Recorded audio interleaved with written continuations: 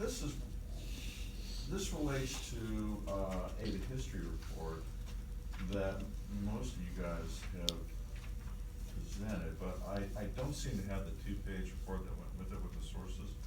And I wanna make sure that, I properly credit you, or if I don't have that from you, that I get it from you.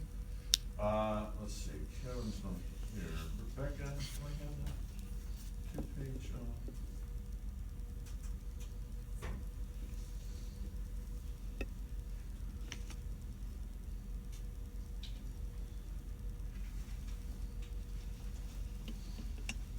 two-page report on, history presentation? I emailed it to you. You emailed it? Yeah. Okay, okay. Rebecca, I get about 150 emails a day, and sometimes things just sort of disappear. And I know they disappear, and it's really curious, but, I'll go back and check, all right? It might be a good idea just to email me it again, just to be safe, 'cause I don't mean to keep asking, That's fine. you can't get like an air traffic controller, with too many planes coming in on the same runway at the same time, so, things happen. Let's see, Rob, do I have one from you? No, I will do it right away. Sound good? Okay, that's me. Let's see, who else we can, Karen, Jones, no, Shelby. I emailed it to you. You Emailed it. gave me full credit on that. Okay, did he? Okay, good. It's full credit. For some reason, I just didn't put it on time. Did I Okay. get, did I I'm put? pretty sure you have my grade on Blackboard. Yeah. Oh. What's your report on again? It was, McCarthyism. Carthage, yeah, I remember. I'm not. All right, well, I will I'll check double it. ch- yeah, I'll Yeah, it might be a double good check idea, too. just to send it through again, you know. Okay, yeah, I can definitely do that. Okay, let's see, It's like here.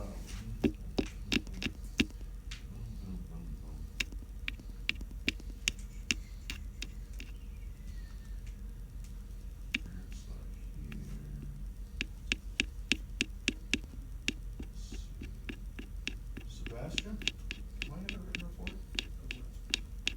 The history presentation? Mhm. No. No. Can you get me one? Yes, sure. Okay, that's part of the deal. I gotta do that. All right.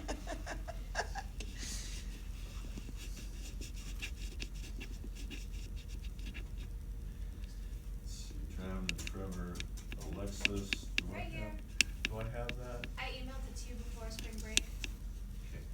If you need me Oh, to that's send it. that's about 900 emails down. Yeah. Okay. Yeah.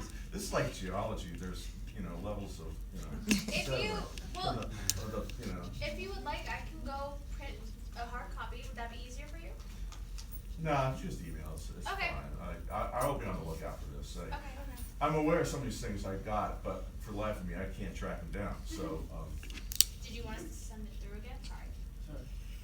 You want, she asked, I was just saying you can make another like account on Google like that and then have just student things. And that's what I. well, I can use Blackboard too, which is easy, I have prompts from Google, but, yeah, just send them on email. It's supposed to be used with, sources, work credit. What was the question, Alexis? I said, would you like us to send it through again? Yeah, just send it through again. Yeah, Okay. Yeah, just be safe. Yeah, I've probably already, Yeah, no problem. cause I went through what I have in hand and I didn't see it. And, let's see, Dixon. As far as the, website report, Rebecca, do I have that? I think they emailed it to you, but I don't know. Yeah, send it again, if you would. And the others are not here, so I can ask them, okay. Yeah, really, I just ought to have that posted on Blackboard in the evening, if that's simple enough. I'll do that for the remainder of the semester, okay? That, of course, won't count for PowerPoint necessarily, but that's okay. So, Steph, I told you eventually we would get you, you are going to Yes, present girl. on, none other than Joseph Pulitzer. Yes. Yes. Oh, I believe in you. Love you too. Trevor, what you got today? Burger King. Burger King. Ew. I thought You wrong. never bring for everybody. Nah, I don't make that kind of money. They have a dollar menu, come on now. They got the No, dollar. but if I menu. got.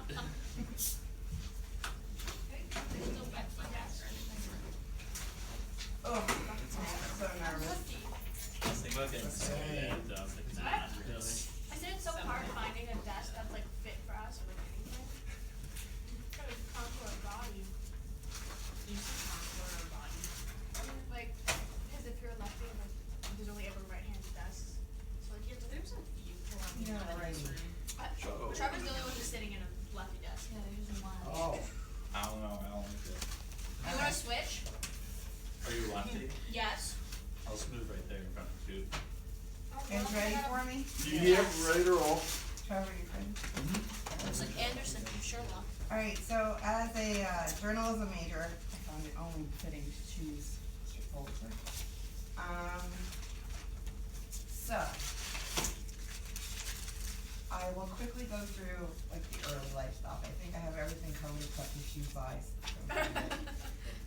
So he was born into a wealthy family in Mako, Hungary on April 10th, 1847. His father Philip was Jewish and his mother Louise was German. So he was raised as both Jewish and Roman Catholic. He was educated in private schools and by private tutors. He was fluent in Hungarian, German, and French, but knew very little English. I have a spelling error there. His father's death eventually led the family into bankruptcy. He tried to enlist in the Austrian army, basically for Napoleon's Foreign Legion for duty in Mexico, and or the British Army for service in India. But he was rebuffed due to having frail health. He was a gangly 18-year-old at 6'2", with poor vision and weak lungs, which plagued him for the rest of his life. In Hamburg, Germany, he encountered a bounty recruiter for the U.S. Army and was contracted to enlist as a substitute for a draftee, a procedure permitted under the Civil War draft system. When he learned that the recruiters were pocketing the lion's share of his enlistment bounty, which means they were taking more money, Pulitzer snuck away from the Deer Island recruiting station and made his way to New York, then to Boston, and then back to New York, basically looking for work. He was paid $200 to enroll in the Lincoln Cavalry on September 30th, 1864, as part of Sheridan's troopers, where he served for 8 months. After the war, he returned to New York, flat broke, sleeping in wagons on cobblestone side streets. He made his way to St. Louis by cargo train, where there was a large concentrated German population, and German being one of his primary languages, it felt like Munich to him, it felt like home. He worked as a waiter, a deckhand, a gravedigger, a taxi driver, and even a caretaker for mules. He spent his free time at the St. Louis Mercantile Library, which is still there, reading voraciously, learning English and law.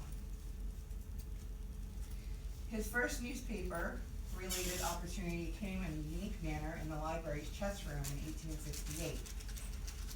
He correctly critiqued the move between two players who just happened to be the editors of the leading German-language daily paper, the Westliche Post. One of the editors, Karl Schurz, offered him a job based on his intelligence. The paper secured him a job with the Atlantic and Pacific Railroad, where his job was to record the railroad land deeds in the 12 counties in the southwest Missouri area where the railroad plans to build the line. Pulitzer had then built a reputation as a tireless, enterprising journalist, working 16 hours a day, very little sleep, outlasting and angering his peers. Pretty much becoming a workaholic. While he covered the Republican State Convention in Jefferson City in 1869, leaders needed a candidate to fill a vacancy in the state legislature. They settled on Pulitzer, nominating him unanimously, forgetting he was only 22, 3 years under the required age. Pulitzer had energy. He organized street meetings, called personally on the voters, and exhibited such sincerity along with his oddities that he had pumped excitement into a campaign that was normally lethargic. He won 209 to 147. His age was not made an issue, and he was seated as a state representative in Jefferson City beginning January 5th, 1870. He had lived there for only 2 years. He also moved up one notch in the administration at the Westbush Post. He eventually became its managing editor and obtained a proprietary interest. Became a shareholder as well.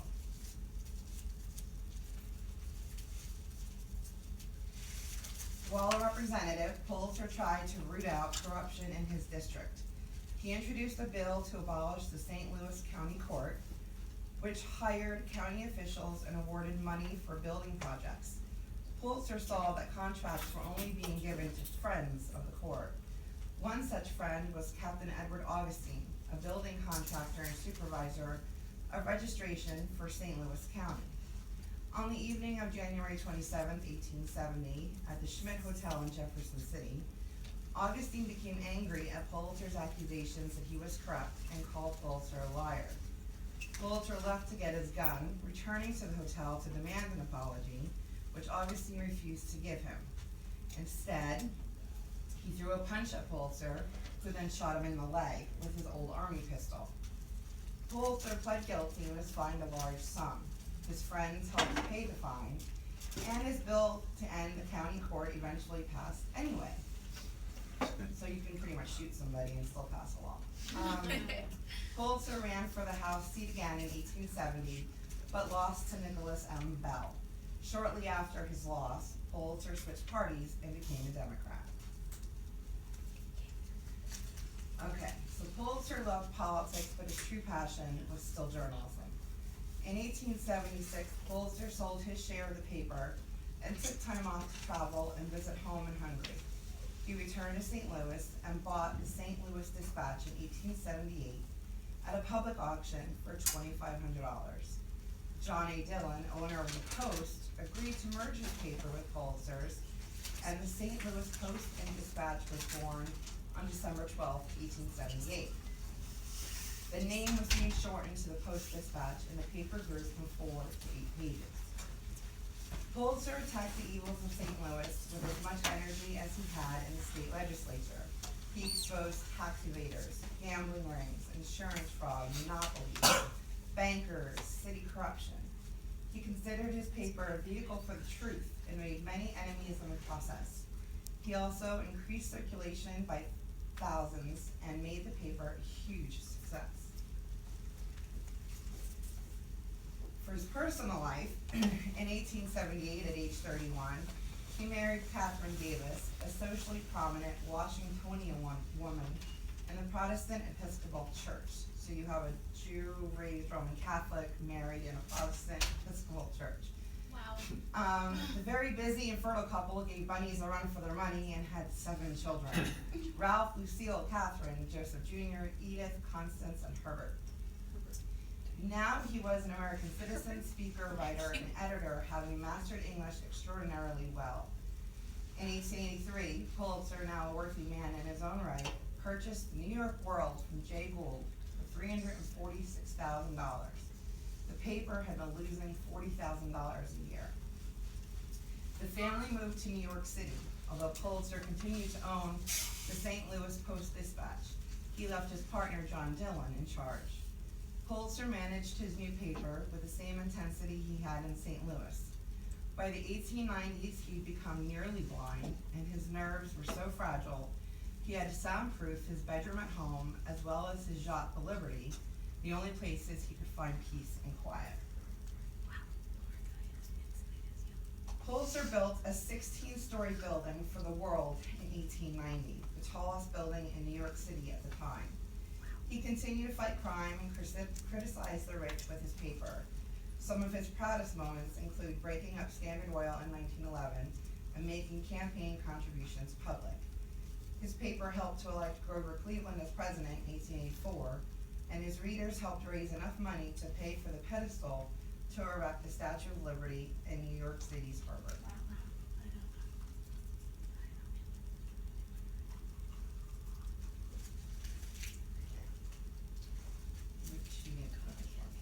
Okay, so this is the World Building. It's not there now, and I'll get to that later. His office was in the dome. He wanted to see the entire city and the streets below. So he was on the highest level. And that's the Statue of Liberty pedestal as it was being built. Okay. So, now if you guys don't mind, I'd like to stray a little and talk about another influential journalist that is connected to Pulitzer, so it does have something to do with this. I don't envy her name though, and immaturely snicker whenever I hear it, don't judge me. But her name was Elizabeth Cochran Seaman. Does anyone besides the professor know what her pen name was? Take No, guess. but thank God she had one. Honestly, I don't know. How did you spell that, by the way? What? Her given last name. I'll show you when I get there. Say it. It's on the next slide. All right. Anyone want to take a guess on her pen name? No. John Pulitzer. Nellie Bly. Oh. That was Nellie. Oh, Siemens, okay. Elizabeth Cochran Seaman. Okay, so to give you a little background on Sucks. Nellie Bly, and basically, like, stray a little off topic, but it goes to her characteristic, her personality. In 1888, Bly suggested to her editor at the New York World they should take a trip around the world, attempting to turn the fictional Around the World in 80 Days into fact for the first time. So a year later, at 9:40 a.m. on November 14th, 1889, and with 2 days' notice, she began her almost 25,000-mile journey. She took with her the dress she was wearing, a sturdy overcoat seen in the picture, several changes of underwear, I remember Thank that, God. and a small travel bag carrying her toiletry essentials. She carried most of her money in a bag tied around her neck. Now, I don't have a slide, but to give you a breakdown, in case you're wondering a little bit more about this traveling around the world. The New York newspaper, The Cosmopolitan, sponsored its own reporter, Elizabeth Bislin, to beat the time of Bly. Bislin would travel the opposite way around the world to see who would complete it first. To sustain interest in the story, the World organized a Nellie Bly guessing match, in which readers were asked to estimate Bly's arrival time to the second, with the grand prize consisting of at first of a free trip to Europe, and later on adding spending money for that trip. Bly traveled using steamships and the existing railroad systems, which caused occasional setbacks, particularly on the Asian leg of her race. During these stops, she visited a leper colony in China, and in Singapore, I got really jealous because she got to buy a monkey. As a result of rough weather on her Pacific crossing, she arrived in San Francisco 2 days behind schedule. However, after world owner Pulitzer chartered a private train to bring her home, she arrived back in New Jersey on January 25th, 1890 at 3:51 p.m. Just over 72 days after her departure from Hoboken, Bly was back in New York. She had circumnavigated the globe, traveling alone for most of the entire journey. Bislin was at the time still crossing the Atlantic, only to arrive in New York 4.5 days later. She missed a connection and had to board a slow old ship. So that should give you a kind of a background on That's really Nellie Bly and what she was like. Now, a few years prior to this famous journey of hers, she needed a job. She was a brazen, innovative, fearless reporter, and Pulitzer was looking for a fresh, investigative journalist. Hired by Pulitzer in the mid-1880s, she was assigned to go undercover and investigate reports of brutality and neglect at the women's lunatic asylum on Blackwell Island. After a night of practicing deranged expressions in front of a mirror, she checked into a boarding house under the name Nellie Moreno. She refused to go to bed, telling the boarders that she was afraid of them and that they all looked crazy. They soon decided that she was actually the crazy one, and the next morning the matron of the house summoned the police. Not only was she able to fool the residents of the boarding house, but one of the police officers summoned to escort her to the courthouse had actually been interviewed by her in relation to another story just 10 days prior. She managed to make herself look so insane he didn't even recognize her.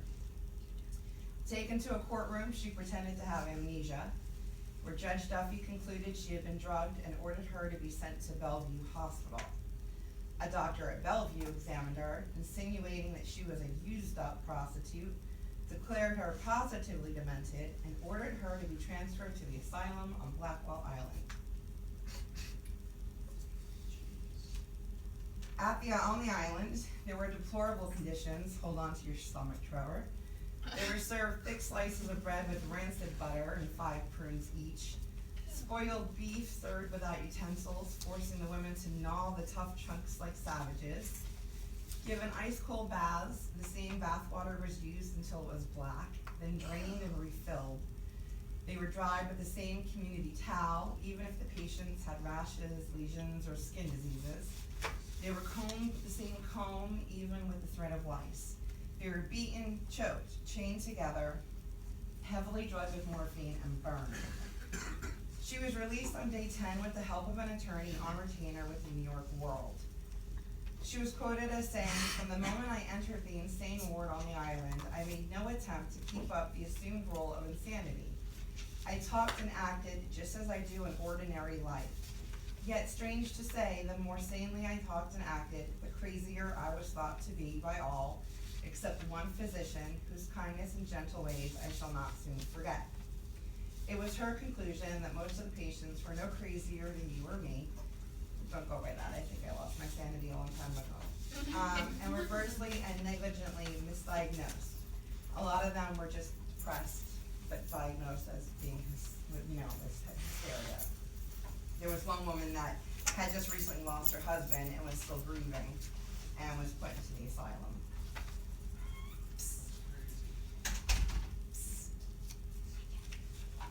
Her expose, later published in book form as 10 Days in a Madhouse, caused a sensation and brought her lasting fame.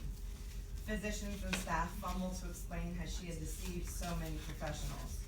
A grand jury launched its own investigation into conditions at the asylum, inviting Bly to assist. The jury's report recommended the changes that she had proposed. Its call for increased funds for care of the insane prompted an $850,000 increase in the budget of the Department of Public Charities and Corrections. The grand jury also made sure that future examinations were more thorough so that only the seriously ill went to the asylum. Blackwell Island is now known as Roosevelt Island, with a Queensboro Bridge crossing above it. The next few slides are just some pictures. That's Nellie Bly, that's what she looked like when she went into the asylum. And the gate to the asylum. Sleeping quarters. The main stairwell. Which I find disturbing, because you're putting people that are crazy into an asylum with a stairwell that looks like it's suicidal.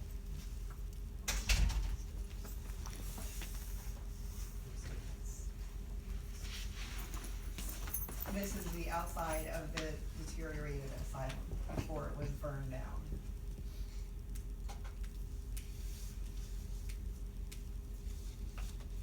And this is what Roosevelt Island looks like today.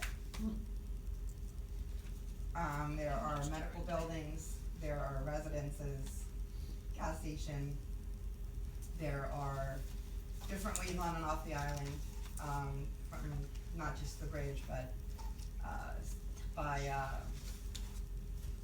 was gonna say subway, trolley, but there are and ferry. Okay, so.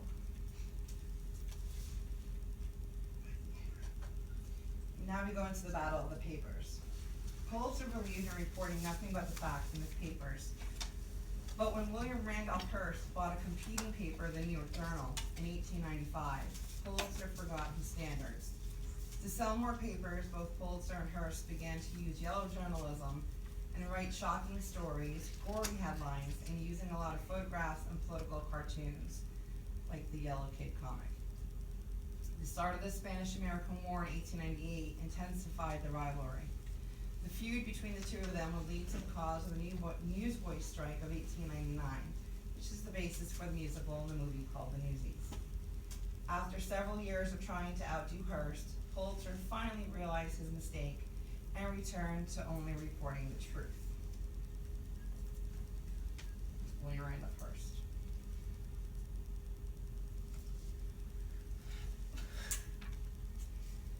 Okay.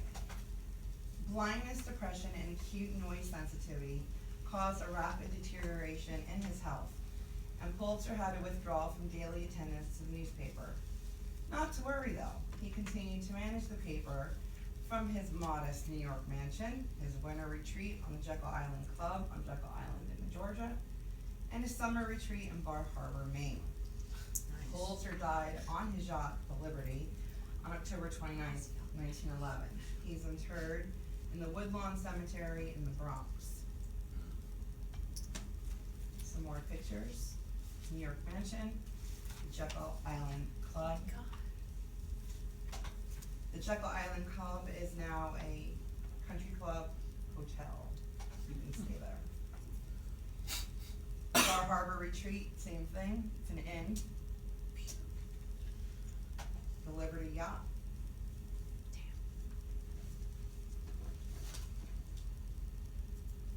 This is a picture of his grave, which I think is pretty cool. I like the benches. Okay.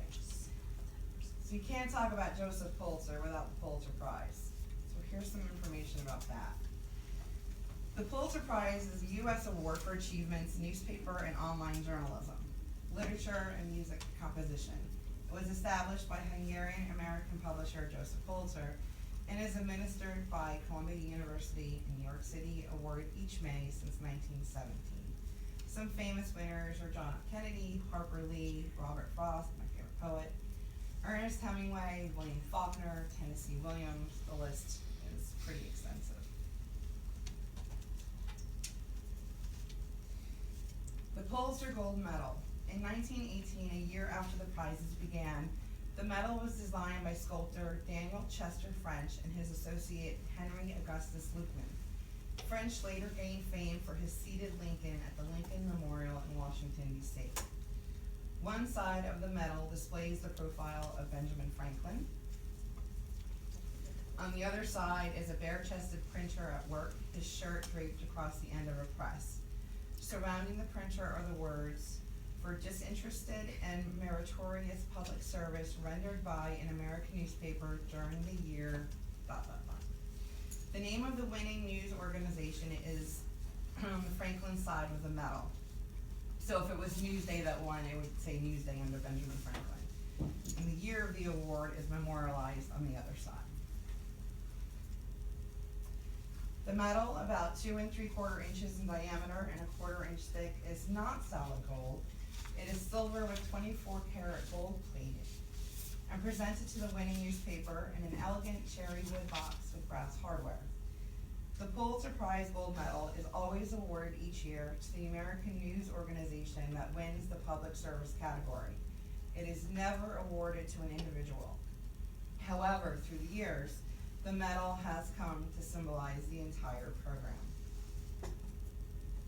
For the individual Pulitzer Prizes, the Pulitzer Prizes and Fellowships, established in Columbia University by the will of the first Joseph Pulitzer, are awarded by the university on recommendation of the Pulitzer Prize Board.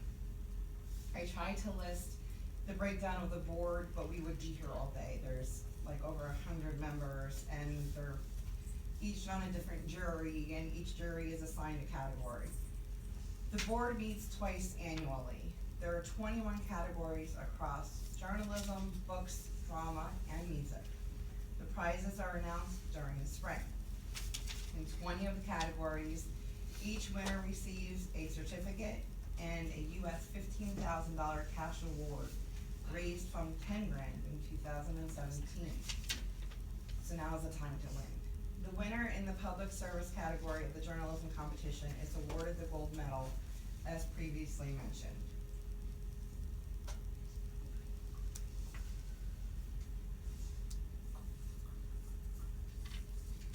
While there are several questionable winners, no prizes have ever been revoked. But there's been one forfeiture. Janet Leslie Cook is a former American journalist. She won a Pulitzer Prize in 1981 for an article written for the Washington Post, but the story was later discovered to have been fabricated. Cook subsequently returned the Pulitzer, the only person to date to do so. She did it on her own, after admitting she had fabricated some of her stories. The Pulitzer was subsequently awarded to Teresa Carpenter, a nominee who had lost Cook. This I found really cool. Okay. A large stained glass window called The Living Enlightening the World was created by Otto Heineke. I had to look and see and say his name. Combining the Statue of Liberty and the New York World banner. It had been installed over the William Street entrance to the building in 1908. The World Building and its next-door neighbor, the Tribune Building, were condemned to create additional road access to the Brooklyn Bridge. In 1950, a few years before the buildings were torn down, Columbia University purchased this huge window from New York City for $1. The window is now in room 305 of the Columbia University School of Journalism, where it serves as the backdrop for many events, including the annual presentation of the Pulitzer Prizes.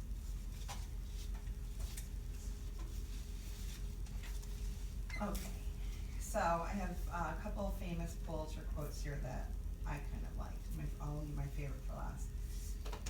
Put it before them briefly so they will read it, clearly so they will appreciate it, picturesquely so they will remember it, and above all, accurately so they will be guided by its light. Money is the great power today. Men sell their souls for it, women sell their bodies for it, others worship it. The money power has grown so great that the issue of all issues is whether the corporation shall rule this country or the country shall again rule the corporations. I'm ending with my favorite Pulitzer quote. A journalist is the lookout on the bridge of the ship of state. He notes the passing sail, the little things of interest that dot the horizon in fine weather.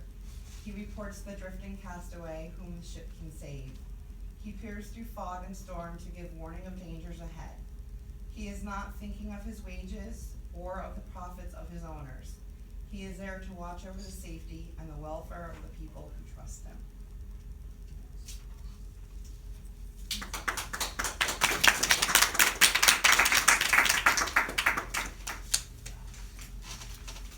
You can do it, Professor, I believe you. Questions? So how did Nellie Bly, how were they related? He just hired her. Oh. He hired her. She was from the Pittsburgh area. Knowledge City, I think it was Pittsburgh. Okay, what is the bridge that crosses over what was Blackwell Island? Is that Queensboro. Yes. Isn't that Feeling Groovy? good? Is that? That's the Feeling Groovy Bridge, isn't that the I don't know. 59th Street Bridge? I'll take But it. no. I'll take your word for it. What? I don't know.